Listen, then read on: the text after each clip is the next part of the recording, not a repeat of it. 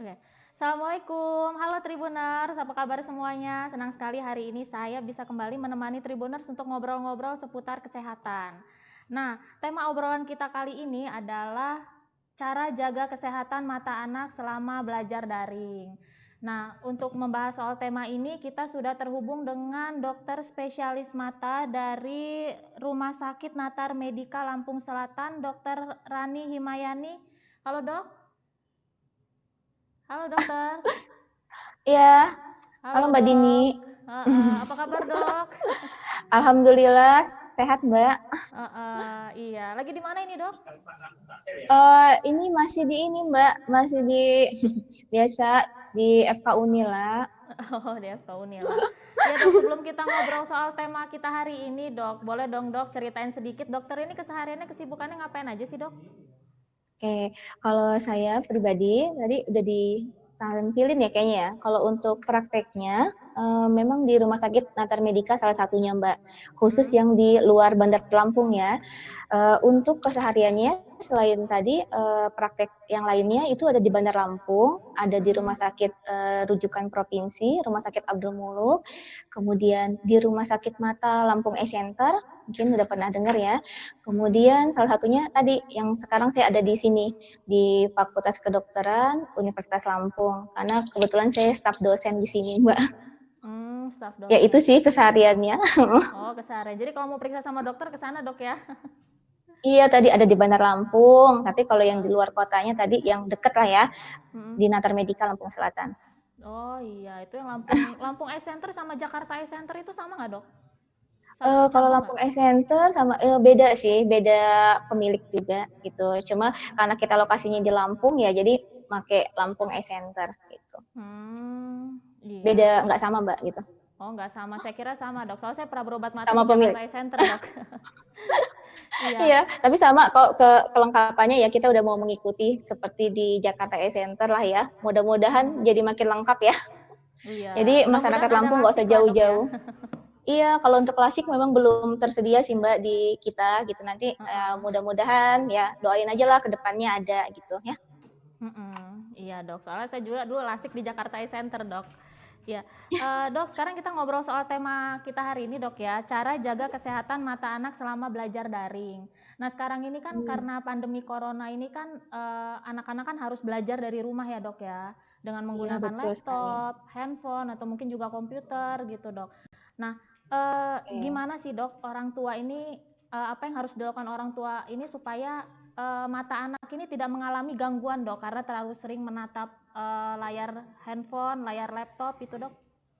Oke, iya betul banget ya Mbak ya. Kita kan memang sekarang kan lagi ada pandemi COVID-19 yang memang kalau penularannya kan cukup tinggi ya gitu ya. Nah, antisipasi kalau pembelajaran kan nggak mungkin kita stop gitu. Jadi salah satunya itu menggunakan sistem daring atau online.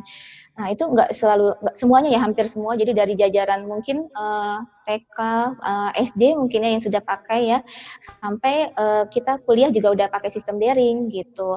Nah, kalau untuk pasti orang tua khawatir, was-was ya, apakah penggunaan handphone terus-menerus ya, salah satunya smartphone, komputer ataupun laptop ya, takutnya kan membuat timbul keluhan pada mata gitu. Kalau dari kami sendiri sebenarnya kita perhatikan dulu. Jadi sebenarnya bukan karena handphonenya tersebut yang misalnya membuat terjadi yang dikhawatirkan salah satunya kerusakan mungkin timbul minus ya Mbak ya? Maksudnya Mbak Iya. Dini ya? Atau apa nih Mbak? Iya. Kalau untuk keluhan tersebut kita kalau untuk minus nanti kita bahas lebih lanjut ya. Jadi kalau penggunaan komputer terus-menerus tadi atau handphone itu kan ada jaraknya. Jadi jaraknya itu yang memang harus kita pantau, kita atur biasanya minimal 40 cm. Kemudian dari jarak pandang ya. Kemudian jarak untuk ininya Mbak apa namanya? Kita ruangan maksud saya, pencahayaan ruangan. Jadi ruangan juga harus cukup, terus pencahayaan di alat bantunya tadi gadgetnya juga itu harus cukup. Jadi tidak boleh terlalu terang atau terlalu redup biasanya. Jadi kita pandu seperti itu karena nggak mungkin sih kita melarang, apalagi saat ini kan memang kita lagi pandemi ya gitu ya, lagi harus pakai sistem daring gitu. Dan nanti ada aturannya sih Mbak sebenarnya. Bagaimana kita caranya mengatasi kalau dari persatuan kami sebenarnya situ sudah ada aturan. Misalnya kalau menggunakan tadi handphone atau smartphone yang terlalu sering itu yang akan menimbulkan keluhan mata lelahnya. Jadi keluhan yang akan muncul sebenarnya mata lelah dan ada juga kumpulan atau sindrom ya dari penggunaan komputer tadi atau istilahnya computer vision syndrome gitu. Nah, itu yang kita pantau biasanya Mbak gitu.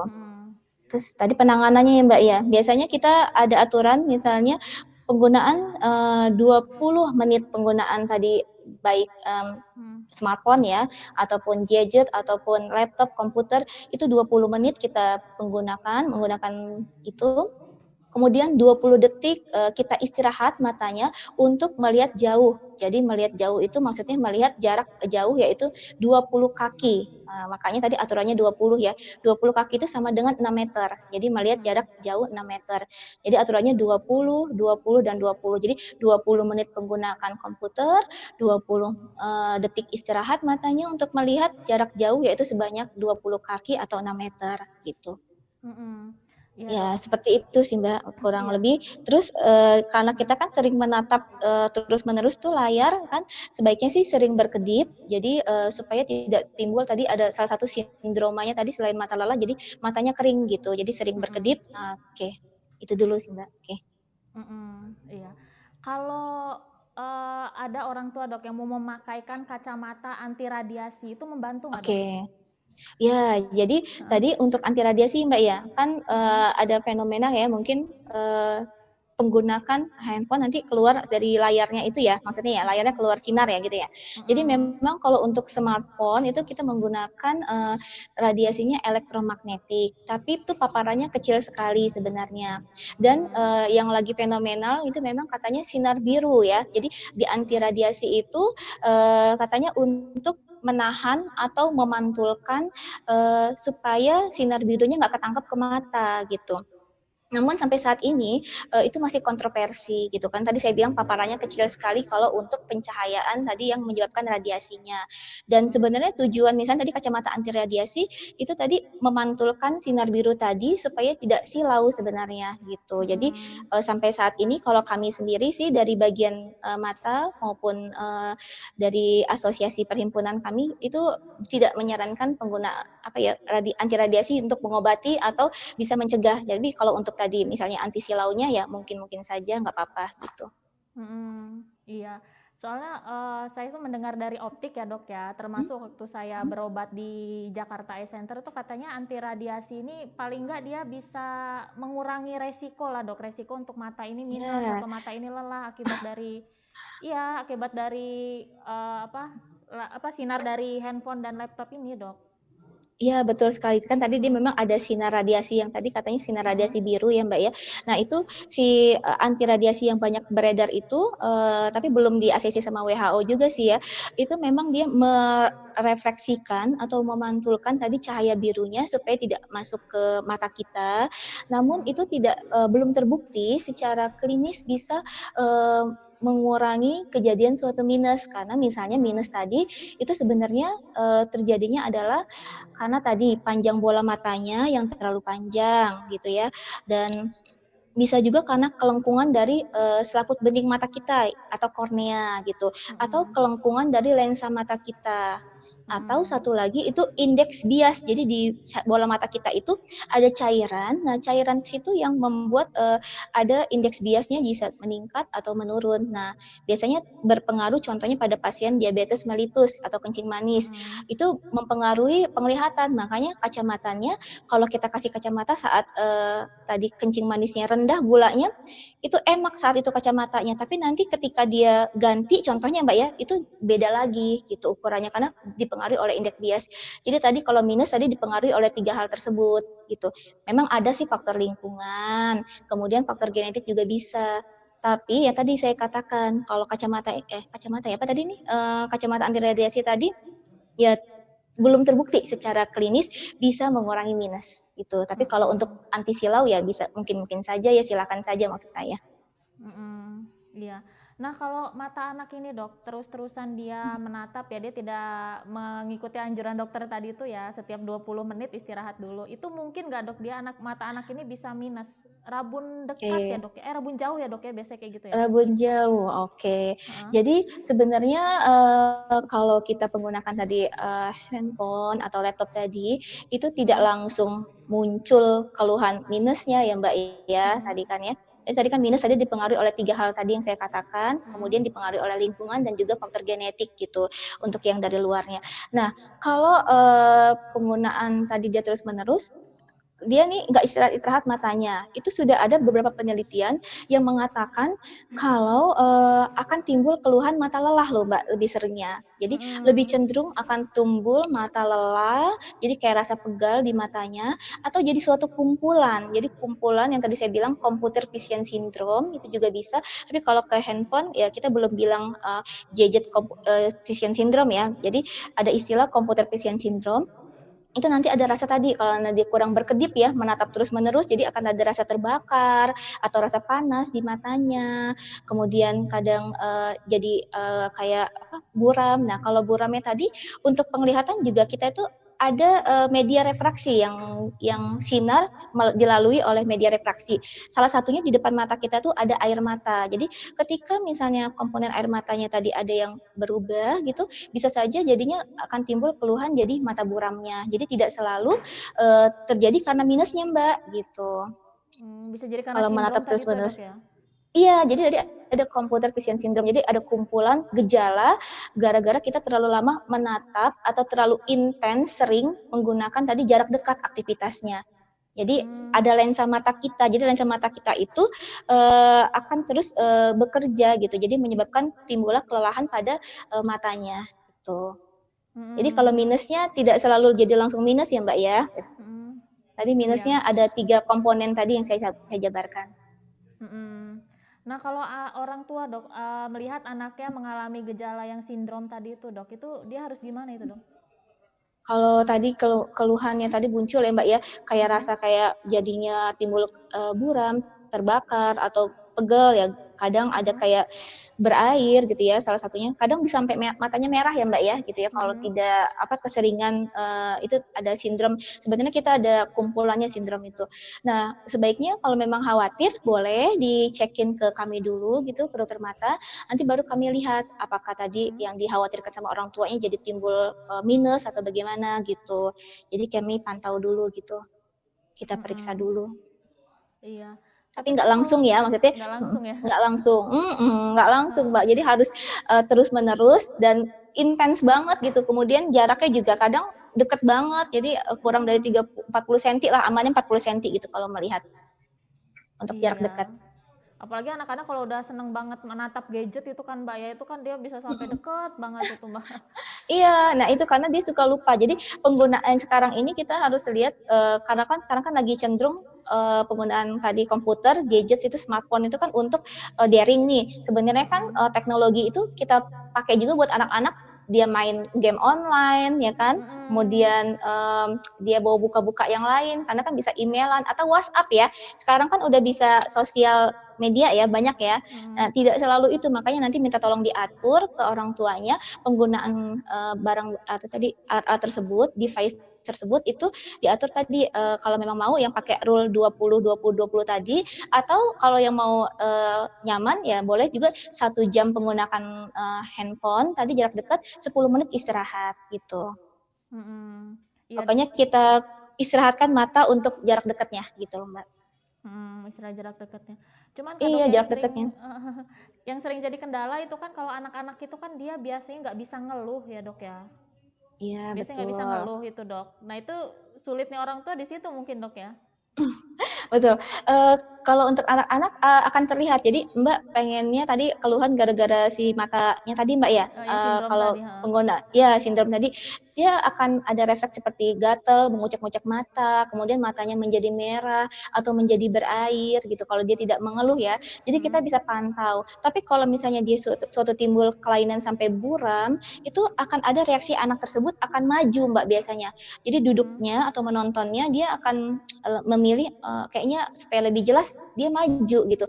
Atau efek dia memicingkan mata juga bisa gitu kalau tadi malah timbul suatu kelainan kacamata gitu.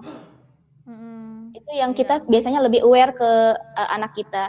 Kadang kalau misalnya tadi khawatir jadi kok muncul suatu minus gitu, gurunya kadang lebih aware sih, lebih sadar, ibu kok ini anaknya kayaknya pelajarannya ketinggalan gitu, nggak bisa ngikutin pelajaran gitu. Itu juga bisa suatu tanda-tanda ya mungkin anak tersebut harus segera diperiksakan gitu, mungkin matanya ada sesuatu gitu.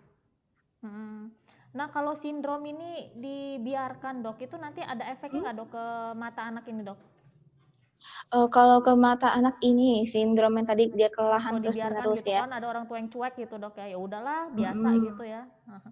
Ya, nah tadi saya katakan salah satu yang bisa menimbulkan kelainan refraksi atau butuh kacamata, bisa saja kalau ini terus-menerus terjadi gitu, dia akan timbul tadi suatu kelainan refraksi yang dipengaruhi oleh lingkungan. Jadi lingkungan itu salah satunya adalah penggunaan tadi si komputer ini atau handphone yang terlalu dekat jaraknya tadi, pengaturan jaraknya tidak sesuai, atau pencahayaan ruangan yang terlalu redup ya, misalnya gelap banget tapi handphone anaknya terang sekali gitu. Jadi pengaturan handphone sama pengaturan ruangannya juga harus diatur gitu. Nah, jadi kalau hal tersebut tadi bisa saja nanti memunculkan suatu tadi yang kata Mbak, jadi minus gitu atau butuh kacamata. Jadi kacamatanya tidak selalu muncul minus ya, atau speris yang negatif, tapi bisa juga muncul suatu speris yang positif, yang kita bisa bilang hipermetrop nama penyakitnya. Jadi tidak selalu miopia gitu. Ya, itu semua tadi dipengaruhi tadi dari panjang bola matanya dulu ya, yang kita lihat ya, apakah betul karena panjang bola matanya pendek atau ada kelainan di kelengkungan selaput bening matanya atau kelengkungan di lensanya gitu. Iya. Kalau yang sindrom tadi itu bisa sembuh nggak, Dok, dia? Anak yang dia udah positif dengan sindrom tadi itu, Dok, ya. Itu bisa sembuh nggak, Dok?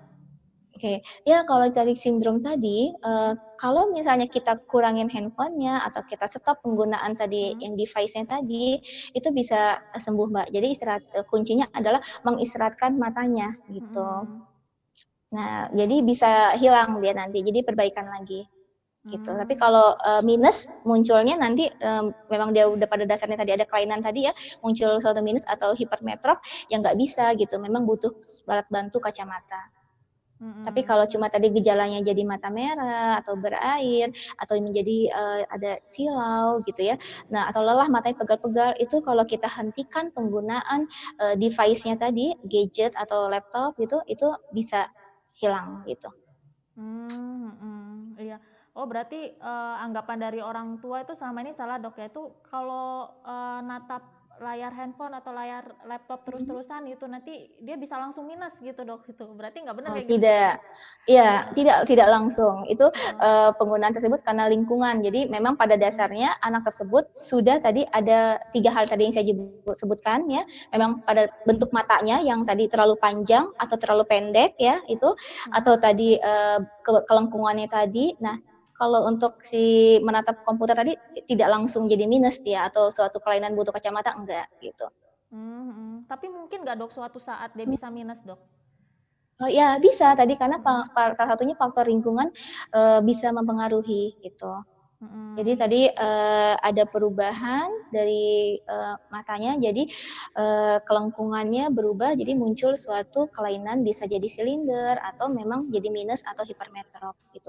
Jadi nanti kita pantau dulu gitu, apakah memang karena faktor lingkungannya tadi gitu, atau memang genetik yang lebih, beberapa penelitian tuh mengatakan genetik yang lebih banyak menurunkan jadi muncul suatu kelainan butuh kacamata gitu.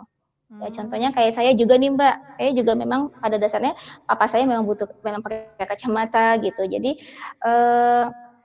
kita kalau memang sudah punya riwayat menggunakan kacamata di keluarga, kalau mau pemeriksaan berkala anaknya boleh gitu. Jadi dicek, apalagi sekarang kan memang pakai daring, secara berkala anaknya diperiksa itu lebih baik gitu.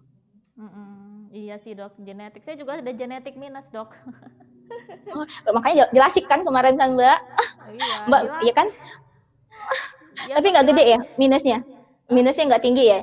Cuma 1, berapa? Tinggi, Dok. Kemarin saya sebelah kiri sampai 11, Dok. Oh 11, oke. Udah enak tapi Mbak ya, udah bebas kacamata ya, Udah udah alhamdulillah udah nyaman. bebas, Dok. Iya, lebih nyaman gitu. Jadi dulu kiri 11, kanan 4, Dok. Jadi Oh kayak orang beda buta. sebelah ya. Heeh. Tapi sekarang gua tuh udah bagus matanya. Iya, ya udah alhamdulillah, Dok ya. Nah, tapi kalau minus ini bisa dicegah nggak sih, Dok, sebenarnya meskipun ada faktor dari genetik itu, Dok? Oke, iya. Jadi minus sebenarnya kita bisa supaya tadi kan kalau matanya terlalu lelah kan nanti bisa aja bergeser menjadi muncul suatu kelainan kacamata ya.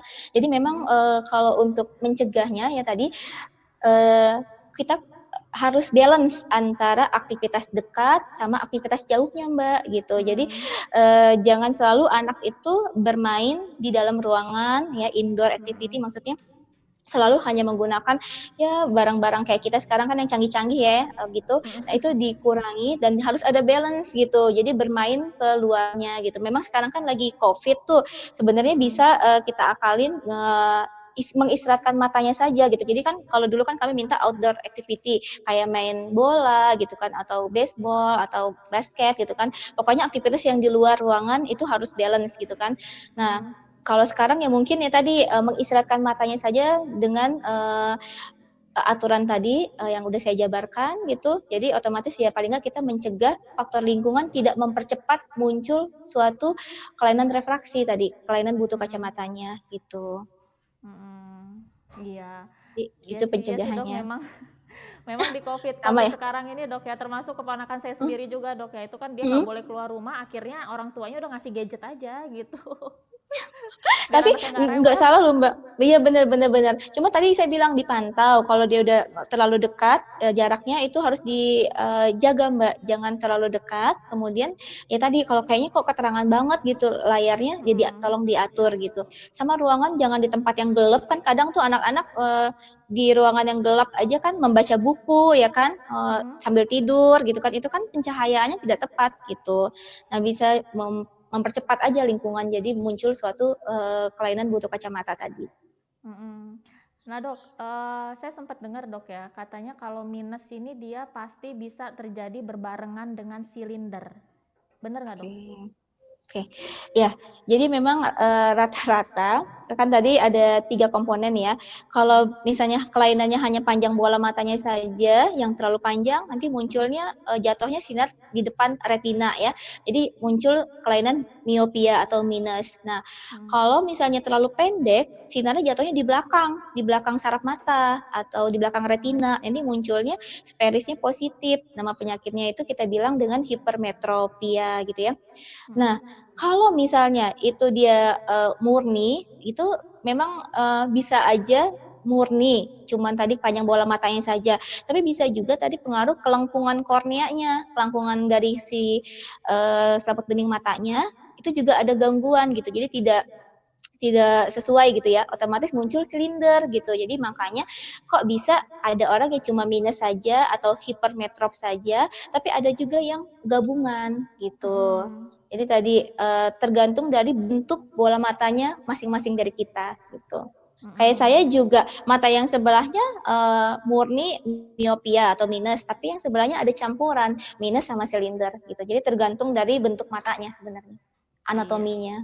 Iya. Sama kayak saya dulu, Dok, yang udah minus 11 silinder lagi, Berarti Dok. Oke, cocok ya jadinya. Cocok ya, Dok Oke, ya. umur berapa Mbak di lasiknya?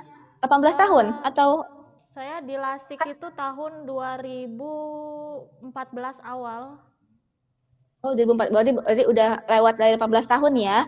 Jadi memang kan kalau kan tadi kan karena tadi kan saya bilang kan kita kan masih pertumbuhan kan. Jadi untuk lasik juga ada batasan usia. Jadi nggak bisa langsung dilasik gitu. Minimal usia 18 tahun di mana tadi panjang bola mata tadi yang tadi masih berkembang itu bisa makin panjang kan ya Mbak ya. Itu udah stop gitu. Khawatirnya kalau belum pertumbuhannya belum selesai Mbak, abis kita lasik, mbaknya ada lagi minusnya, ada sisa gitu maksud saya muncul lagi. Ini aja masih Makanya ada ada sisa, Dok, 1. ketahuan. Okay. Oh iya, Iya kan Dok. tinggi banget mbak, jadi harus ada sisa biasanya kalau minusnya tinggi. Iya, nggak bisa 0 katanya. Nah, Nggak bisa, nggak bisa. nggak bisa 0 katanya. Nah, Dok, kalau ciri-ciri kita ada silinder itu gimana, Dok, matanya, Dok?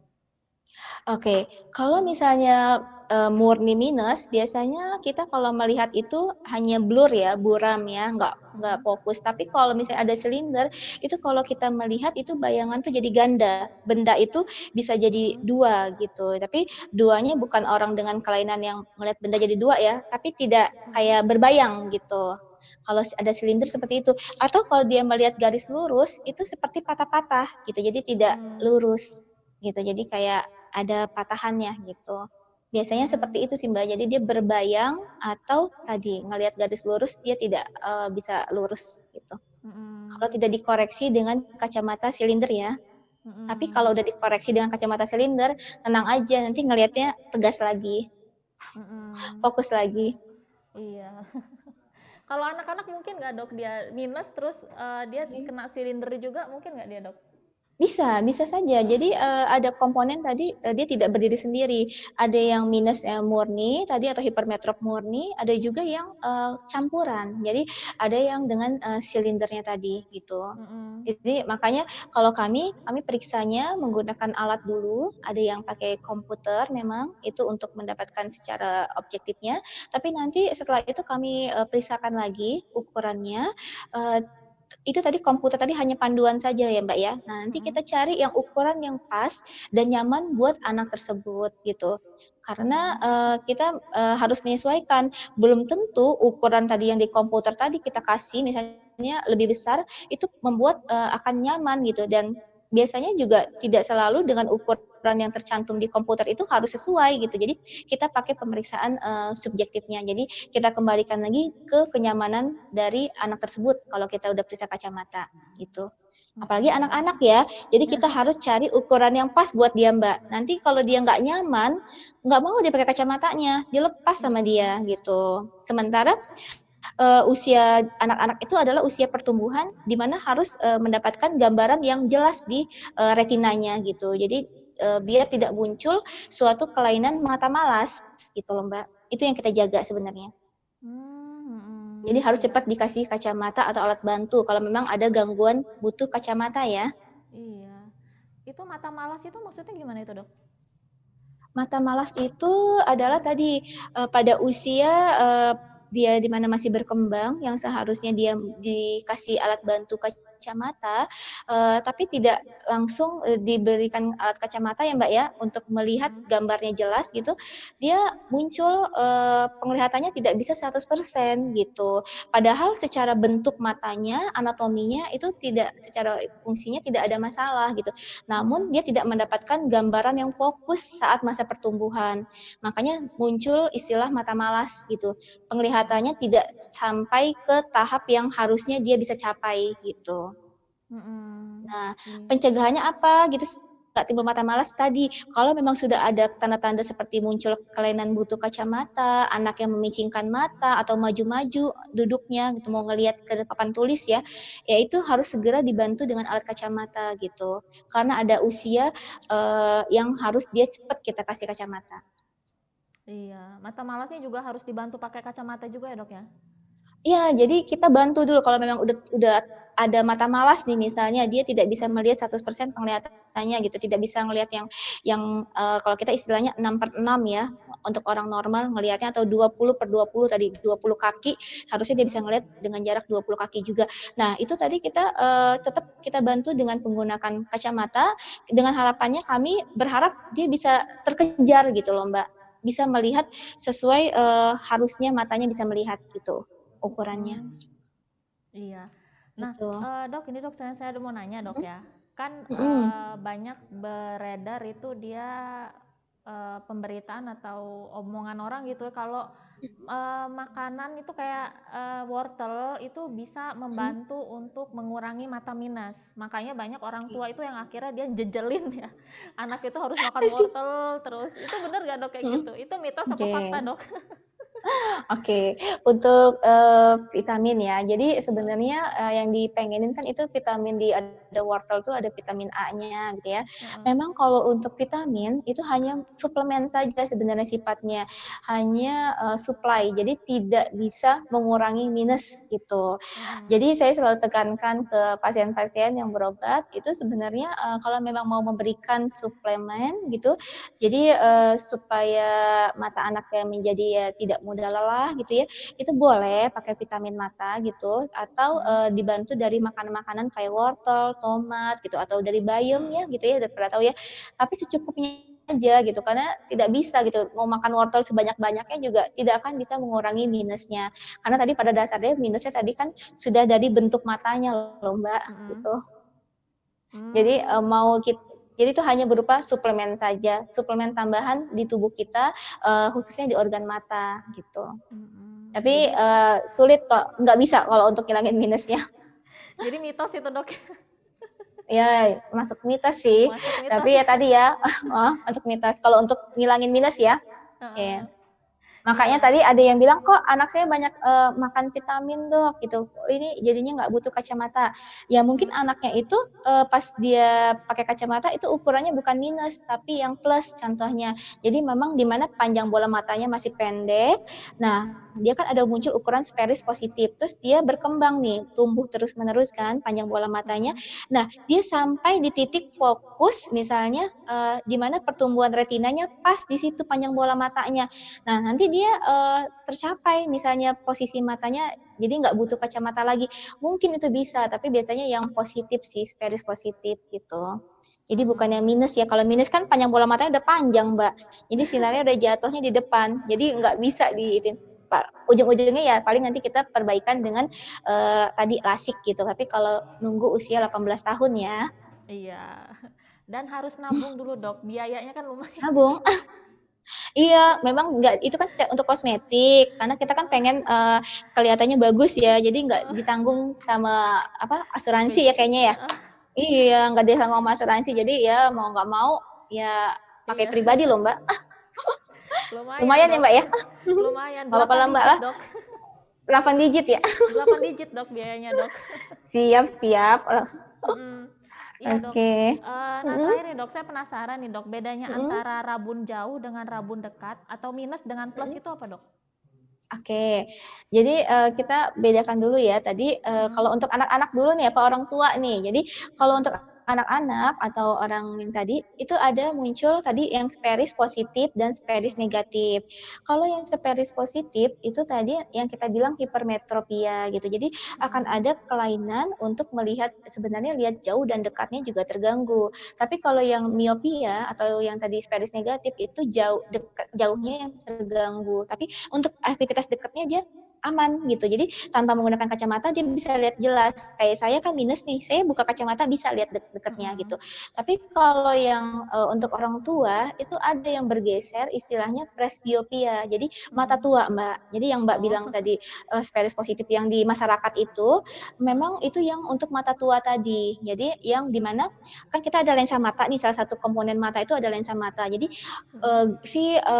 lensa mata kita itu sudah akomodasi matanya atau kemampuan lensanya itu sudah berkurang gitu.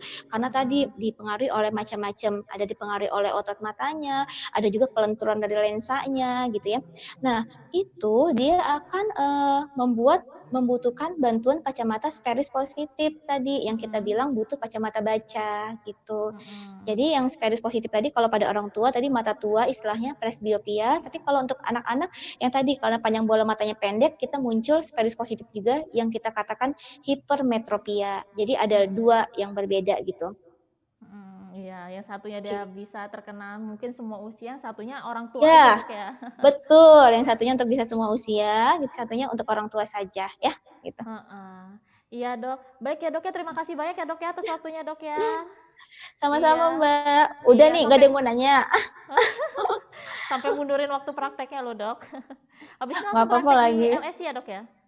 Iya, saya langsung ke Lampung Eye Center rencananya gitu. Oh, iya. Baik ya, Dok, ya. Makasih Iya, banyak, Dok, iya, ya, atas waktunya. Lain sama-sama kali kita ketemu Mbak. ya, Dok, Oke. ya, tatap muka, Dok, ya. Iya, Iya, baiklah. makasih, Dadah Dok. Mbak. Iya. Assalamualaikum. Waalaikumsalam.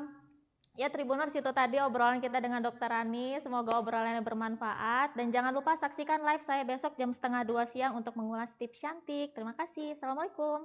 Dadah.